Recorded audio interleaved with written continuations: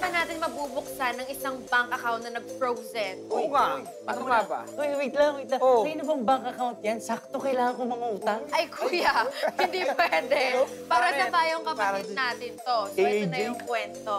So, si Lola Erlinda ay nagbukas ng joint bank account kasama ang kanyang kapatid na si Lola Priscilla. Tapos? Ngayon, unfortunately, nito lang, Lola Priscilla passed away. And yung mga anak niya ay nag-step forward na kunin na yung parte nila doon sa loob ng bank account. Tama lang yun. Pero wait, bakit pa na-frozen yung bank? Tama. Natanong ko dapat. So, ang problema kasi all this time, yung pera pala na nandoon sa bangko ay hindi kanila. Oo, kanino pa rin? Dahil meron silang kapatid pa na nasa Amerika named Lola Yolanda and pinapalagay niya lang pala yung pera doon sa loob ng bangko. Para daw matulungan si Lola Priscilla, si Lola Erlinda, and yung iba pa nilang mga kamag-anak.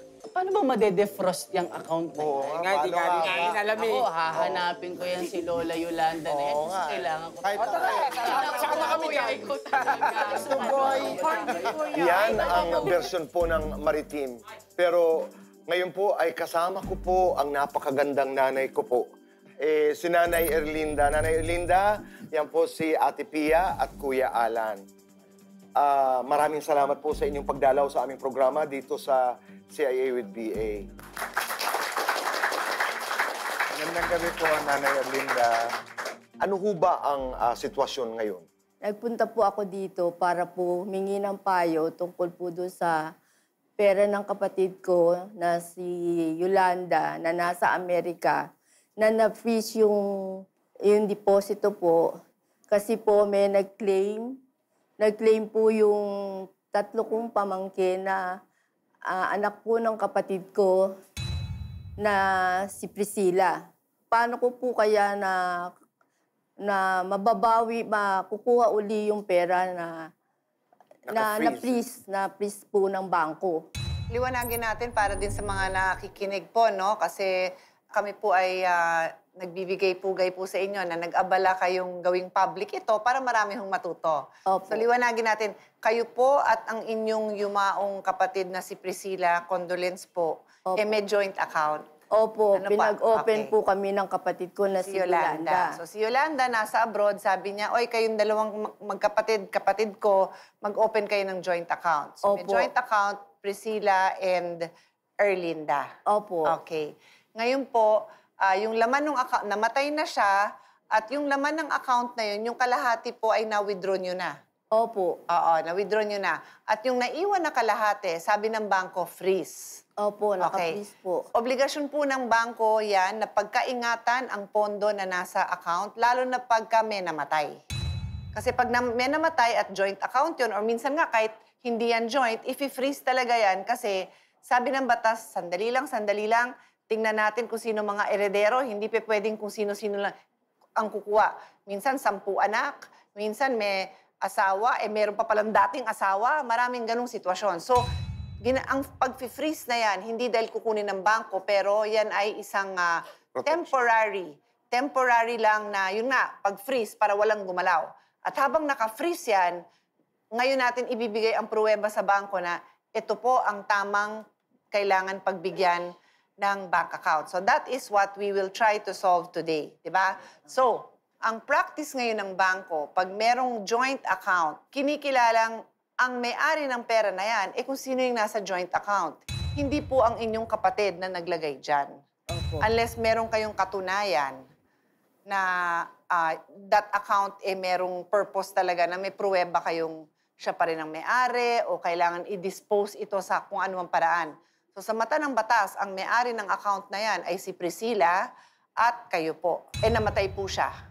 So ang may-ari ng account na ngayon yan is kayo at saka yung mga eredero niya, ang inyong pamangkin. Kaya dahil po yung kalahati, nakuha nyo na ang kalahati sa mga anak niya. So sa pagkakaintindi ko ng facts, yan ho ang aking sagot. Kaya lumalabas na, 3 lang yung paraan na mailabas yung pera. Una, nagkasundo na dun yun sa 3 anak, sa heredero, makukuha nila. Pangalawa, mag-waiver nga sila. Hindi sa amin yan. So, ikaw yung isang kasama dun sa account.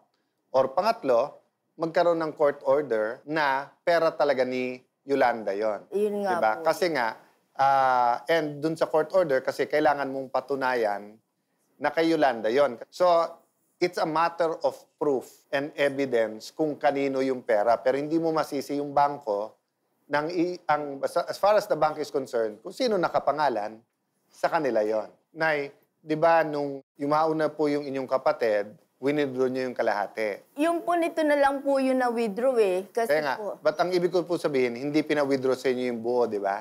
opo. Kalahati lang binigay sa inyo. Opo. Kasi nga po, yung kalahati ay reserba sa eredero ng inyong Isang- kapatid.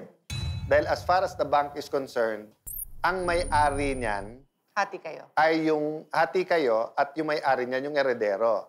So while it is true, Sir, kahit na po wala kaming pinirmahan na beneficiary, kasi ang assumption ng bangko kung kanino nakapangalan. So hindi ko sinasabing conclusive yon. Ibig sabihin, kung mapapatunayan na you're holding that money in trust, ibang usapan, pero labas na kasi yung bangko doon. So kailangan nila ng court order na nagsasabing, ay, hindi kay Nanay Priscilla yan, kay Nanay Yolanda yan. Opo. Diba? So as far as they're concerned, ipre-freeze talaga nila hanggang malinaw sa kanila ilan yung eredero at kung anong paghahati. Si Nanay Yolanda ba, nung binilin sa inyo yung pera na yon, ano ba ang pagkabilin sa inyo? Nung pinagawan kayo ng joint account, ano sabi niya sa inyo? Para sa yung pera? pong pera na po na yun, ay para po, parang niyo po, meron kaming kailangan na yung hingin sa kanya, meron kami bibilin o kaya pagkapasko, birthday, binibigay, sinasabi niya po, mag-withdraw ako. Bibigyan mo po si ganito. Nandun po lahat yon, nakalista po sa notebook ko. Meron po akong notebook. So, malinaw yon between Yolanda, kayo po, at si Priscilla. Pero sa bangko po, as far as they're concerned, diniposit ni Yolanda ang pangalan Erlinda at Priscilla, kay Erlinda at Priscilla na yon. Kumbaga, labas sila sa usapan nyo. So, ngayon, nung prinis nila, kasi nga, hindi nila sigurado kanino dapat mapunta yon. Diba? Sir, kung yung pong pera nanggaling po dun sa kay Yolanda, dun sa dollar account niya po, yun po ang pinang-open. Part of the evidence po yon na pwede nyo, pero hindi conclusive. Sir, Diba? lahat po yun mapapatunayan ko dahil lahat po ng deposit, lahat po ng withdrawal, nasa akin lahat po ng At si Nanay passbook. Yolanda, sasabihin din yon. Opo. Kasi kung lahat yun mapapatunayan mo at si Nanay Yolanda ay ganun din ang kwento. Tsaka po, sinulatan po nung kapatid ko na si Yolanda, yung tatlo po niyang... Lahat po tatlong yun ay natin. ebidensya. So ang kailangan nyo pong gawin ay sabihin sa bangko na huwag i-release sa mga eredero dahil hindi sa kanila yon. Opo. At na ikaw ay pupunta sa korte para doon. At ang sa korte naman, hingin mo na yung bangko will continue to freeze the account. Kasi siyempre, once na-release Paano yun, po namin makukuha? Paano ko po...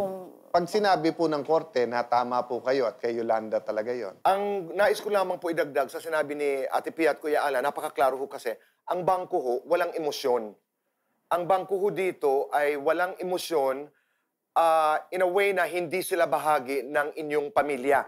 So hindi nila naiintindihan pag walang ebidensya na meron kayong dynamics na tatlo, si Nanay Yolanda, Nanay Priscilla at kayo, na may pagkakaintindihan kayo na kayo na may tutulungan ko or itago nyo muna ito. Kailangan maglabas tayo ng pruweba.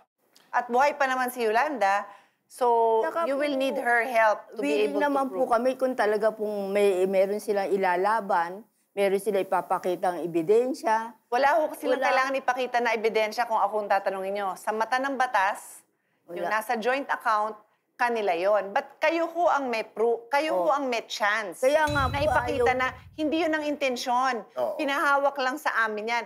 Mabuti nandito ang anak ni Nanay Ano ba Erlinda. yung sabi sa bangko? Anong sabi sa bangko? Ang sabi po sa bangko, yun daw pong kalahati na yun kapag nakompleto na nila yung requirements, makukuha na daw po nila kahit na hindi na sabihin sa amin or... Yun nga eh. Because by law, sila yung may right. Kasi nga, kaya kailangan kayong magbigay ng patunay kung ano yung reason na wag ibibigay. You have to really go to court, di ba? But the first thing to do is to make sure hindi nila ma-release. But as I said nga, kung i-release nila dahil kumpleto, hindi mo sila masisisi dahil that's their protocol in accordance with the central bank circulars and the BIR, di ba? Diba? So we'll help you make the letter to the bank, di ba? Then gather all of the documents. Then you have to file lang dun sa korte. So ayan, tutulungan kayo ng Cayetano in Action Opo, kaya at dito ang mga po. abogado natin para makipag-communicate sa bangko na Opo. Maraming pong salamat. Ayun. Mga katanungan naman po na may kinalaman sa karapatan ng mga manggagawa. Yan ang sasagutin po ni Ate Pia at Kuya Alan sa yes or no. Dito lamang po sa...